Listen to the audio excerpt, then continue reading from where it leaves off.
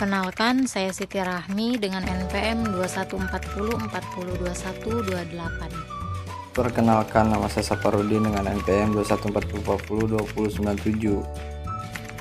Perkenalkan, saya Windy Winanda dengan NPM 2140402104. Pengangguran adalah istilah untuk orang yang tidak bekerja sama sekali, sedang mencari kerja, bekerja kurang dari 2 hari selama seminggu, atau seseorang yang sedang berusaha mendapatkan pekerjaan yang layak. Pengangguran umumnya disebabkan karena jumlah angkatan kerja atau para pencari kerja tidak sebanding dengan jumlah lapangan kerja yang mampu menyerapnya. Pengangguran seringkali menjadi masalah dalam perekonomian karena dengan adanya pengangguran, produktivitas dan pendapatan masyarakat akan berkurang sehingga dapat menyebabkan timbulnya kemiskinan dan masalah-masalah sosial lainnya. Lebih dari 2.000 orang memadati halaman Mal Pelayanan Publik Soreang, Kabupaten Bandung, Jawa Barat. Para pencari kerja ini berupaya untuk menyerahkan surat lamaran kerja ke perusahaan yang mereka idam-idamkan. Sampai-sampai tak ada jarak antar para pemburu kerja. Dalam bursa kerja kali ini, mereka memperebutkan 600 lowongan kerja dari 10 perusahaan. Bursa kerja yang diadakan oleh pemerintah Kabupaten Bandung ini menjadi setitik harapan untuk mendapatkan kembali pekerjaan di saat pandemi. Penyebab pengangguran itu yang pertama, pengangguran friksional adalah pengangguran normal yang terjadi jika ada 2-3% maka dianggap sudah mencapai kesempatan kerja penuh.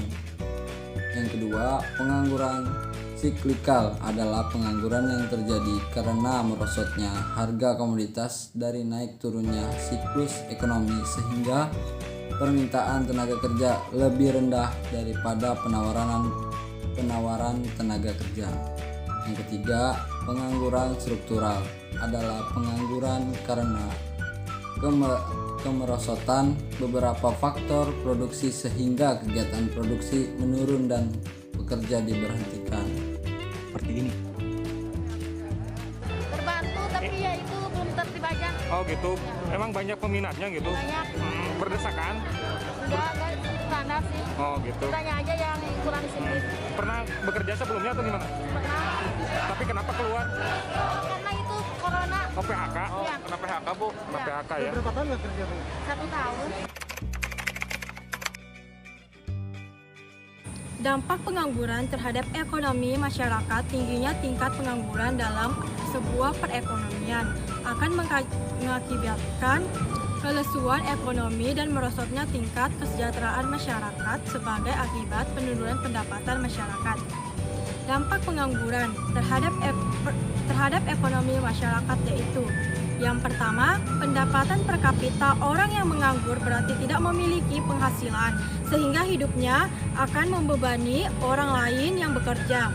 Dampaknya adalah terjadinya penurunan pendapatan per kapita. Dengan kata lain, bila tingkat pengangguran tinggi, maka pendapatan per kapita akan menurun, dan sebaliknya, bila tingkat pengangguran rendah, pendapatan per kapita akan meningkat. Dengan catatan pendapatan mereka yang masih bekerja tetap. Yang kedua, orang yang bekerja mendapatkan balas jasa berupa upah atau gaji. Upah atau gaji tersebut sebelum sampai di tangan penerima dipotong pajak penghasilan terlebih dahulu. Pajak ini merupakan salah satu sumber pendapatan negara, sehingga bila tidak banyak yang bekerja, maka pendapatan negara dari pemasukan pajak penghasilan cenderung berkurang. Yang ketiga, beban psikologi. Semakin lama seseorang menganggur, semakin besar beban psikologis yang ditanggungnya. Orang yang memiliki pekerjaan berarti memiliki status sosial di tengah-tengah masyarakat. Seseorang yang tidak memiliki pekerjaan dalam jangka waktu lama akan merasa rendah diri atau minder karena statusnya yang tidak jelas. Keempat, munculnya biaya sosial.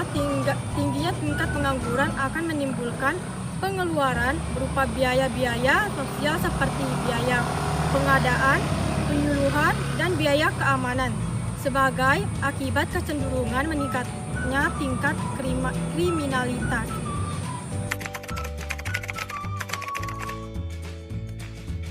Kemudian ada kebijakan pemerintah dalam mengatasi pengangguran. Yang pertama, segera membangun lembaga sosial yang dapat menjamin kehidupan penganggur seperti PT Jaminan Sosial Tenaga Kerja atau PT Jamsostek. Dengan membangun lembaga itu, setiap penganggur di Indonesia akan terdata dengan baik dan mendapat perhatian khusus secara teknis dan rinci.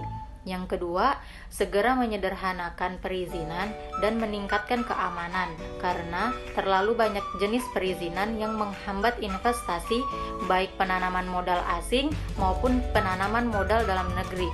Hal itu perlu segera dibahas dan disederhanakan